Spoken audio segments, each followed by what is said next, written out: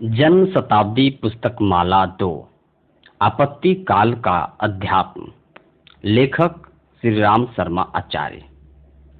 देवियों भाइयों, कुछ समय ऐसे होते हैं जिनको हम सामान्य कह सकते हैं।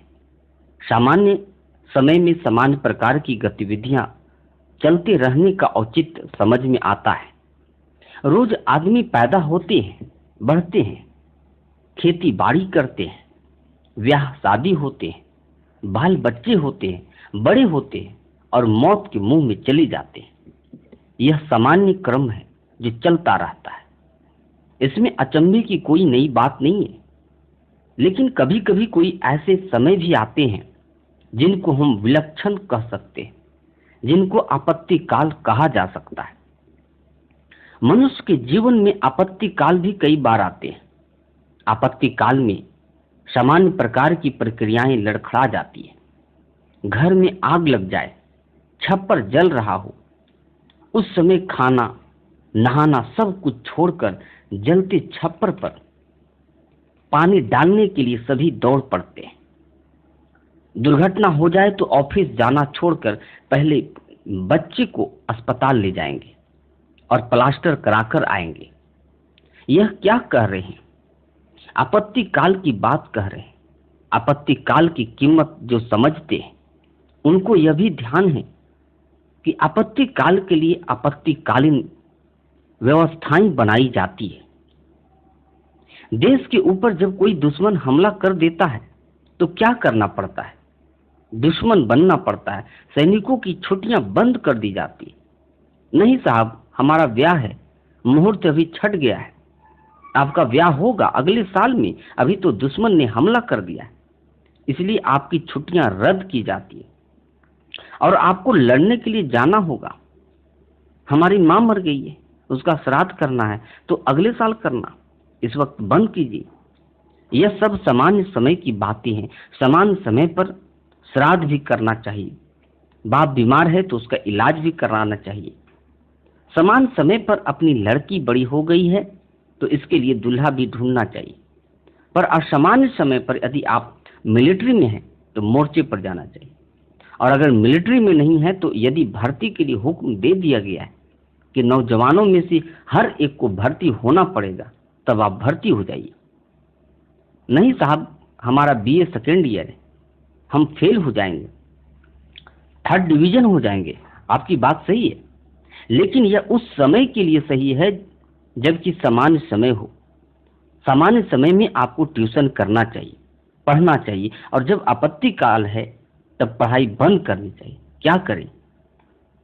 आप एनसीसी सीखिए और तुरंत मिलिट्री में चले जाइए, क्योंकि यह आपत्ति काल है।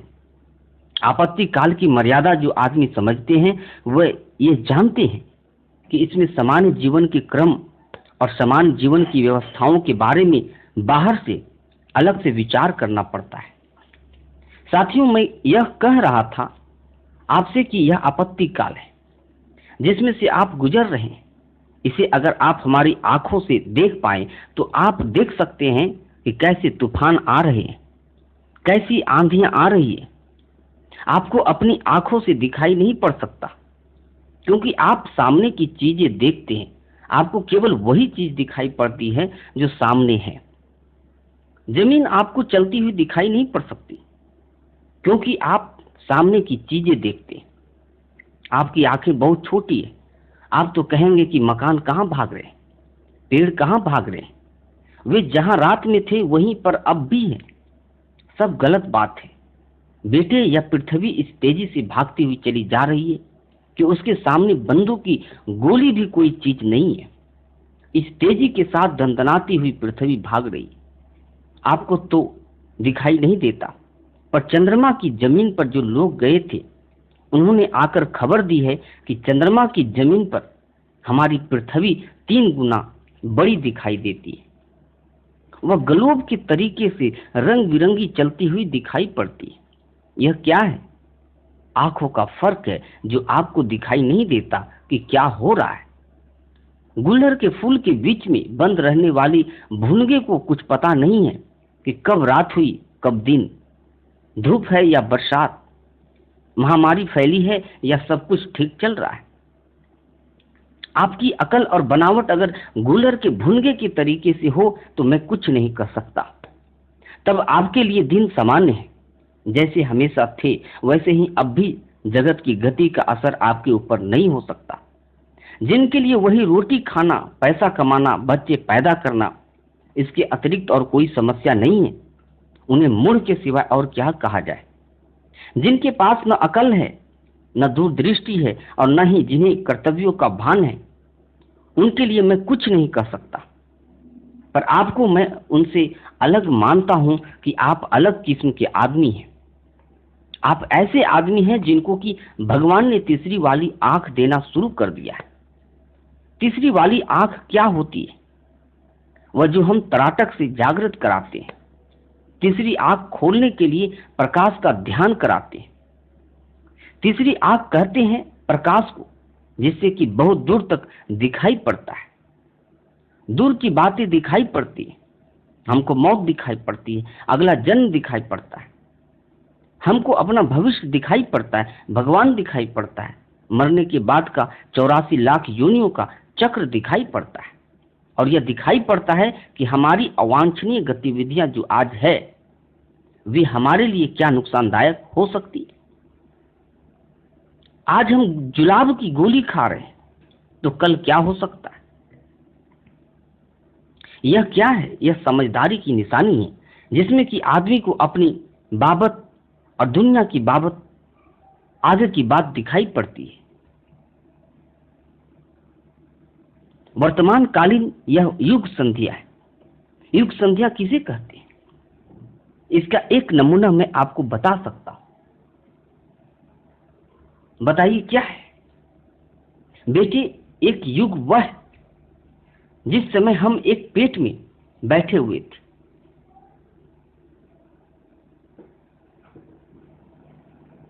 पेट में से बैठ करके जब हमारा परिवर्तन हुआ, हमारे जीवन का दूसरा वाला चरण बढ़ा, जन्म हुआ तो हाहाकार मच गया। यह क्या था? आपत्ति काल था परिवार के लिए। सारे का सारा काम, खाना पीना सब एक ओर। यह क्या नई आफत आ गई? क्या हुआ था? हमारा जन्म हुआ था। नए युग का जन्म होने जा रहा है। दो बातें होनी है, एक युग निर्माण की, दूसरा निर्माण से पहले ध्वंस होना है। ध्वंस भी होना है। इमारत जब बनाई जाती है तब जमीन की खुदाई करनी पड़ती है, पीछे मिट्टी डालकर कुटाई पिटाई करते हैं और गड्ढे को ठीक करके तब दीवार की चिनाई की जाती है। नया मंदिर बनेगा, खंडहरी दीवार तोड़ो तो। यह गीत लड़कियां गाती रहती हैं। आपने सुना नहीं है? भगवान के जब अवतार होते हैं तब एक ही काम नहीं करते, मात्र धर्म की स्थापना करते हुए नहीं आते, वरन अनीति का ध्वंस करते हुए भी आते हैं। भगवान जब अवतार लेते हैं तब कल्याण करते ही नहीं आते, वरन सफाया करते हुए भी आते। सफाया किए बिना नया नहीं बन सकता। निर्माण के लिए ध्वंस आवश्यक है, ध्वंस के बिना निर्माण संभव नहीं है। दोनों चीजें आपस में मिली हुई है। एक चीज का ध्वंस होता है तो दूसरी चीज का निर्माण होता है। एक आदमी मरता है तो दूसरा जन्म लेता है, नई पीढ़ी पैदा करेंगे, बहुत शानदार नई पीढ़ियां पैदा होगी। अवतारों की प्रक्रिया के साथ में दोनों बातें एक साथ जुड़ी हुई है, एक ओर ध्वंस की, दूसरी ओर सृजन की। परित्राणाय साधुनाम विनाशाय च दुष्कृताम। साधुओं का उद्धार बाद में करेंगे, पहले दुष्कृतों को मारकर खत्म करेंगे। आप सोचते हैं कि भगवान जी आएंगे तो राम राज्य लेकर आएंगे, शक्ति लेकर, शांति लेकर आएंगे। आएंगे तो सही, पर यह भी ध्यान रखिए कि वे लाखों करोड़ों के लिए रोना पीटना और हाहाकार भी लेकर आएंगे। वे दया बरसाएंगे तो क्रोध भी बरसाएंगे। दोनों तरह का संतुलन मिलता रहता है, तब कभी परिवर्तन की संध्या वेला होती है। परिवर्तन की इस संध्या में आपको न तो कोई विशेष समय की मांग दिखाई पड़ती, न कर्तव्यों की पुकार सुनाई पड़ती, और न ही भगवान का अवतार दिखाई पड़ता है। चारों ओर क्या हो रहा है आपको दिखाई पड़ना चाहिए।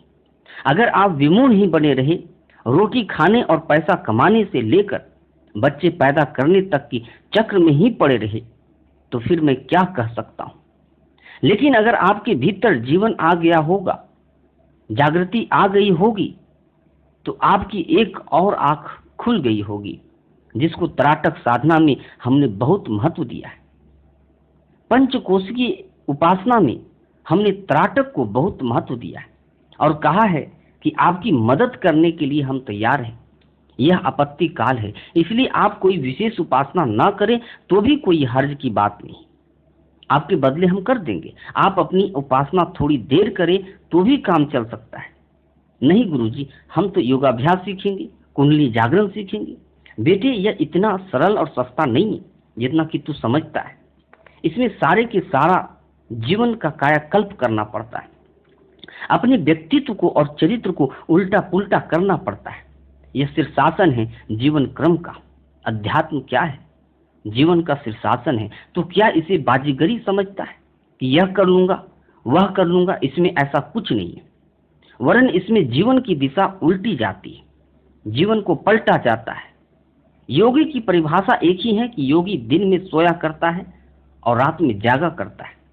क्या मतलब है इसका? यह अश्वत्थाम प्राहुरव्याम अर्थात पीपल का पेड़ है जिसकी टांगे ऊपर है, जड़ें ऊपर है और उसकी शाखाएं एवं पत्ते नीचे। मतलब यह कि दुनिया वाले जिधर चलते हैं उससे एक तरकीबी भिन्न है। दुनिया वाले लोगों के सोचने करने का जो तरीका है, आकांक्षाओं इच्छाओं का जो ढंग है, उससे आध्यात्मिक जीवन की प्रक्रियाएं भिन्न है, जिन्हें अलग ढंग से करना पड़ता है। मैं आपसे निवेदन कर रहा था कि पूजा उपासना के बारे में, सिद्धि चमत्कारों के बारे में, देवताओं के दर्शन के बारे में, रिद्धि सिद्धि पाने के बारे में जो तरह तरह के खेल खिलवाड़ आप करते रहते हैं, उसमें न पड़े तो अच्छा है, क्योंकि आपके लिए वह कठिन पड़ेगा। आप पहली मंजिल पर ही टक्कर खाकर चकनाचूर हो जाएंगे। जब आपसे ब्रह्मचर्य के लिए कहा जाएगा तो शारीरिक ब्रह्मचर्य उतना आवश्यक नहीं जितना कि मानसिक ब्रह्मचर्य आवश्यक है। तब आप दांत निकाल देंगे और कहेंगे कि शारीरिक ब्रह्मचर्य तो हमसे सकता नहीं, फिर मानसिक ब्रह्मचर्य की बात ही अलग है। 24 घंटे हमारा दिमाग और आंखें दुराचार में लगी रहती है। जब बेटे तेरी सारी शक्ति इसी में खर्च हो जाएगी तो फिर तेरा सहस्त्रार चक्र कहां से जगेगा? सहस्त्रार चक्र में लगने वाली सारी शक्ति इसी में लय कर देंगे, तब फिर वह जागेगा कैसे?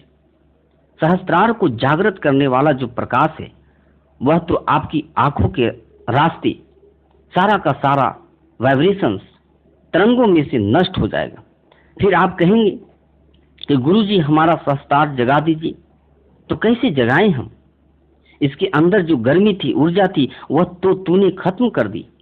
इसी तरह आहार के आधार पर जो तेरा रक्त बनता है और जिससे बनता है मन, तमोगुनी अन्न, अनीति बेईमानी का कमाया हुआ अन्न, हराम का कमाया हुआ अन्न खाकर के तूने उसे तमोगुनी बना लिया।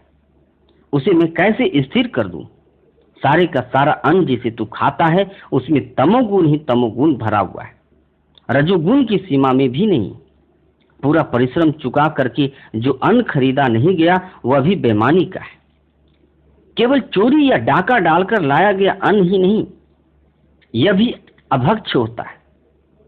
प्राचीन काल के पिपला आदि ऋषि, कनादि ऋषि एवं अन्य दूसरे ऋषि सबसे पहले इस बात के लिए योगाभ्यास करते थे कि हमारे आहार के लिए अन्न कहां से आता है, जिससे हमारा रक्त बनता है, शरीर बनता है, जिससे हमें अच्छा कर्म करना आता है, और हमारा मन जिसमें अच्छे विचार आते हैं वह कहां से बनता है?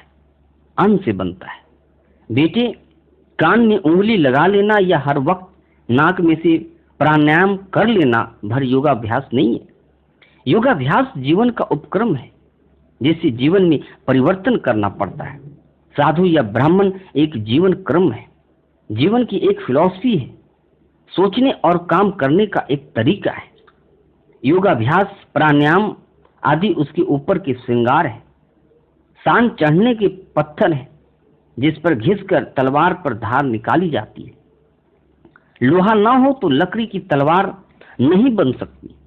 अध्यात्म मार्ग पर भगवान की कृपा अनुकंपा पाने के लिए, सिद्धियां प्राप्त करने के लिए, आत्म शांति प्राप्त करने के लिए सबसे ज्यादा एक ही चीज की जरूरत है, दूसरी कोई नहीं, और उसका नाम है व्यक्तित्व का परिष्कार।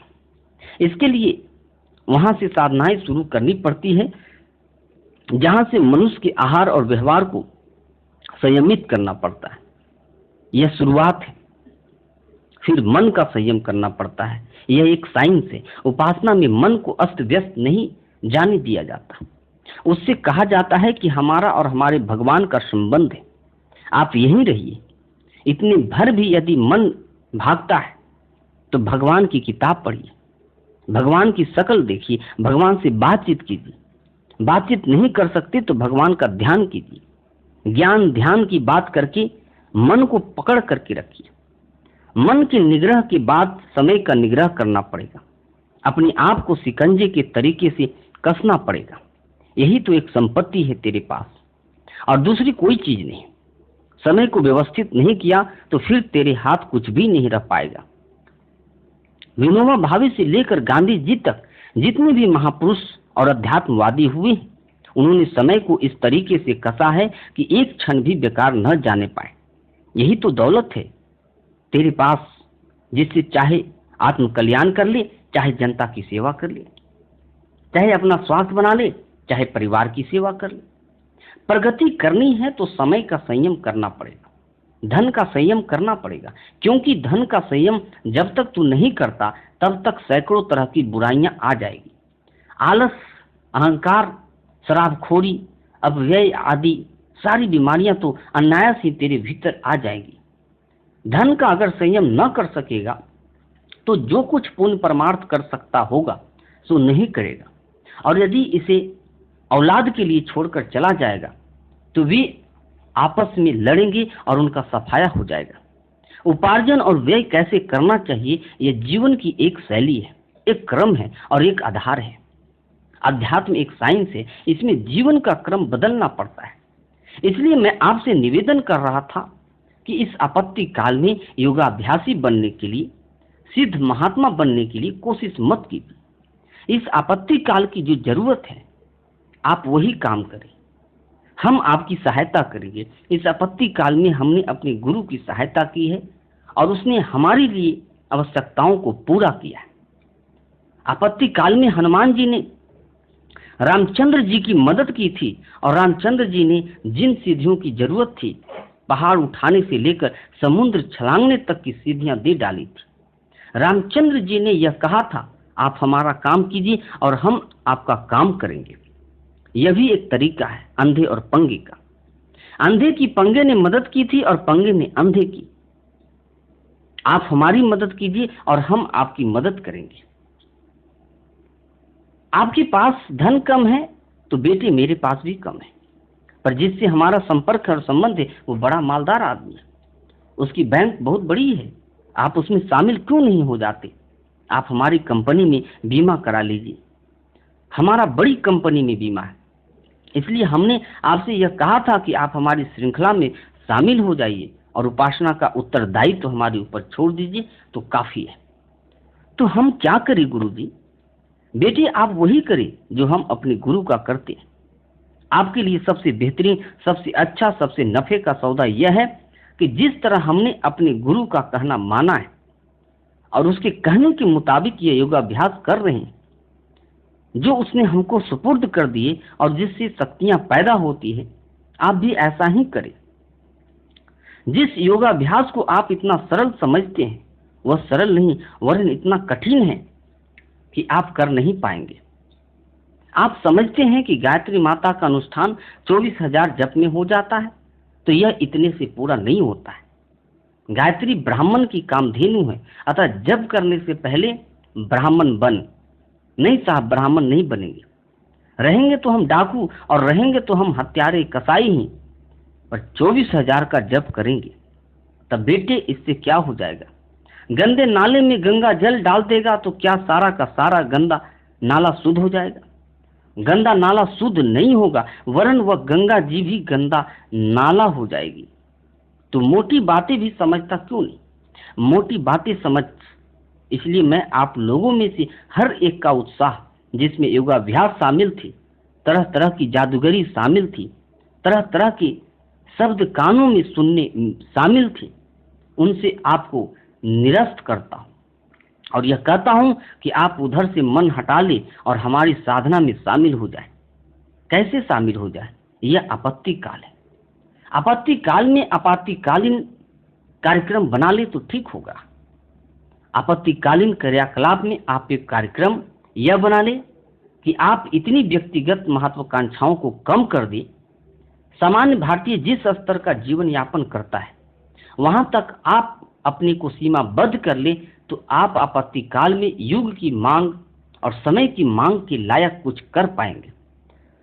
अगर आपकी महत्वाकांक्षाएं जिंदा रही तो आप कुछ नहीं कर पाएंगे, क्योंकि आदमी की महत्वाकांक्षाओं के पूरा होने की कोई गारंटी नहीं। आपत्तिकालीन इस युग संध्या में अपने कर्तव्यों का पालन करने के लिए अगर आपकी इच्छा है तो आपको भगवान के कार्यों में सहायक होना चाहिए। और योगाभ्यास का, साधना का पहला कदम यह है मानकर चलना चाहिए कि हमारे लिए इतना ही काफी है, जितने में हमारा गुजारा हो सके। औसत भारतीय स्तर के हर आदमी के हिस्से में जितना आता है उसी स्तर का आप अपना और अपने परिवार का खान पान और रहन सहन एवं संग्रह बना ले। मित्रों, महत्वाकांक्षाएं अगर आपके दिमाग पर हावी रही तो आपको कहना पड़ेगा कि आपत्तिकालीन योग में आप कुछ नहीं कर पाएंगे। नामवरी के लिए यश, लोभ या बहकावे में आकर परोपकार के नाम पर कुछ खेल खिलौना थोड़ा बहुत कर भी ले, पर असल में आप कुछ ठोस काम कर नहीं पाएंगे। अपनी महत्वाकांक्षाओं को कम करिए। तो क्या महत्वाकांक्षाएं खत्म कर देने से आदमी का वर्चस्व खत्म हो जाएगा? नहीं बेटे, उसके पॉइंट बढ़ा दे, दिशाएं बदल दे, जीवन को बड़प्पन की अपेक्षा महानता की दिशा में मोड़ दे कि हम महान बनेंगे। महान किसे कहते हैं? जो सिद्धांतों के लिए काम करते हैं, आदर्शों के लिए काम करते हैं। इस दिशा में महत्वाकांक्षाओं को जितना बढ़ाना चाहे बढ़ा दे। गुरुजी, हम तो ऋषि बनेंगे। बेटा, हम तुझे ऋषि बनाएंगे।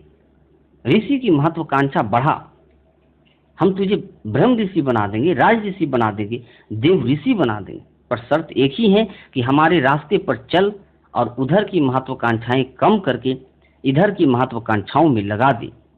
फिर जो भी तू कहेगा हम बना देंगे। हम आपको सेठ नहीं बना सकते, मिनिस्टर नहीं बना सकते, राजा भी नहीं बना सकते, पर आपकी आध्यात्मिक महत्वाकांक्षाओं को हम पूरा कर सकते हैं, क्योंकि वे स्वाभाविक और सरल है।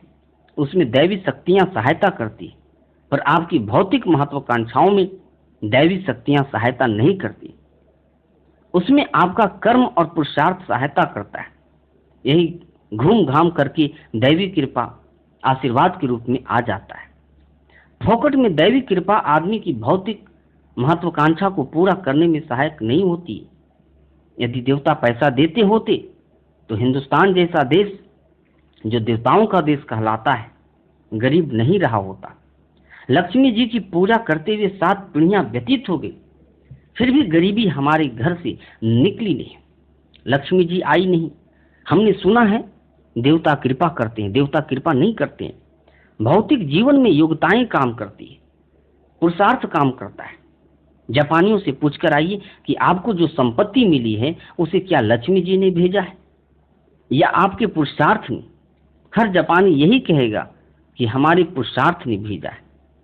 लक्ष्मी जी की इसमें कोई सहायता नहीं।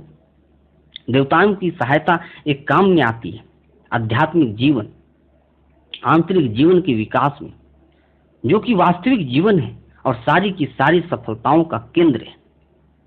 यही जीवन आपका विकसित हो सकता है। इस आपत्ति काल में जो समान समय नहीं है,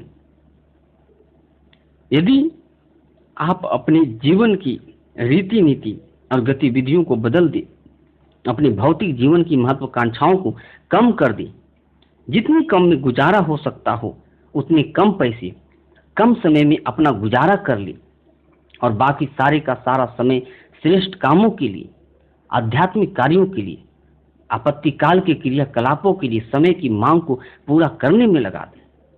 वह रीति अगर आपकी समझ में आ जाएगी तो फिर मैं कहता हूं कि बात का रास्ता आपका साफ है। फिर आपकी मुक्ति का रास्ता खुल गया और जो चीजें आप चाहते थे उसके मिलने की गारंटी हो गई। यदि आपने अपने आप को बदल दिया तो सिद्धियां भी मिल जाएगी। सूरदास ने अपने आप को बदल दिया तो वे विलोम मंगल से सूरदास हो गए थे। भगवान उनको इसी जीवन में मिल गए थे। तुलसीदास ने अपने जीवन क्रम को बदल दिया था तो भगवान उनको इसी जीवन में मिल गए थे। वाल्मीकि ने अपने जीवन क्रम को बदल दिया था तो भगवान उनको इसी जीवन में मिल गए थे। बुरे से बुरे आदमियों में से जिन्होंने अपने जीवन क्रम में हेर फेर नहीं किया, भगवान के ऊपर जाल फेंकते रहे और यह कहते रहे कि हमको दिला दीजिए और आप हमारी डकैती में फायदा करा दीजिए। बेटे, ये देवी देवता और भगत दोनों ही मरेंगे और दोनों ही पीटेंगे। मैं चाहता हूं कि आप इस अज्ञान से, इस जंजाल से निकल जाएं तो अच्छा है। मैं चाहता हूं कि आपके सामने अध्यात्म की, शांति की, भगवान के प्यार की, सिद्धियों की, चमत्कारों की, जीवन की सार्थकता की एक स्पष्ट रूपरेखा हो तो काम चल जाए। यह आपत्ति धर्म है। इसमें आप लोग एक काम करना कि अपनी व्यक्तिगत महत्वाकांक्षाओं को जितना कम कर सकते हो कम करना, ताकि उसी सीमा में आप ब्राह्मण होते चले जाए। उसी सीमा के हिसाब से, उसी मर्यादा के हिसाब से आपको भगवान की कृपा मिलेगी, देवताओं की, सिद्ध पुरुषों की सहायता मिलेगी। जो भी चीज आप चाहते हैं वह सब चीजें मिलेगी, विशेषकर इस आपत्ति काल में। यदि आप अपने व्यक्तित्व को विकसित कर ले तो इस जमाने में युग निर्माण जैसे कार्य के लिए, जलती हुई आग को बुझाने के लिए और उज्जवल भविष्य की संभावनाओं को बढ़ाने के लिए महाकाल ने आपसे समय मांगा है। यदि आप अपनी भौतिक महत्वाकांक्षाएं कम करके आध्यात्मिक महत्वाकांक्षाओं में अपने मन को लगा सके तो आपकी शक्ति भी मिलेगी, समय भी बचेगा, पैसा भी बचेगा, अकल भी बचेगी, श्रम भी बचेगा। इतना ज्यादा सामान बचेगा कि आप कहने लगेंगे कि हम तो अपने आप को अभावग्रस्त समझते थे, पर हमारे पास इतनी ज्यादा दौलत निकल पड़ी कि हम दुनिया को निहाल कर सकते हैं। आपको करना क्या है? आपके जिम्मे जो काम सुपुर्द किए गए वे वास्तविक परिवारजक के काम सुपुर्द किए गए। आपको परिवारजक की वास्तविक भूमिका निभानी है। इससे कम में काम नहीं चलेगा। परिवारजक की योजना को पूरा करने के लिए, परिवारजक के उत्तरदायित्वों और कर्तव्यों को निभाने के लिए वही काम करना पड़ेगा कि आप अपनी महत्वाकांक्षाओं को कम कर दें और सामान्य जीवन यापन करने से संतोष कर लें। संतोष करने के बाद में यह देखें कि हमारे पास कितना ज्यादा समय है। उस समय का सदुपयोग कहीं भी आप कर सकते हैं। वास्तव में परिवारजक एक संकल्प है, एक व्रत है, एक नियम है, एक उपासना है, जिसमें श्रेष्ठ प्रकाश देने के लिए संपर्क स्थापित करना पड़ता है। संपर्क स्थापित कीजिए अपने घर परिवार वालों से, अपने बच्चों से, अपने पड़ोसी और मोहल्ले वालों से। जिस दफ्तर में आप काम करते हैं वहां लोगों से संपर्क स्थापित कीजिए अच्छे उद्देश्यों के लिए। वहां भी परिवर्ज्या कर सकते हैं। आप दुकानदार हैं तो वहां भी सवेरे से शाम तक 50 आदमी आते हैं। दुकानदारी के साथ साथ श्रेष्ठ कामों के लिए भी आप उतना समय निकाल सकते हैं।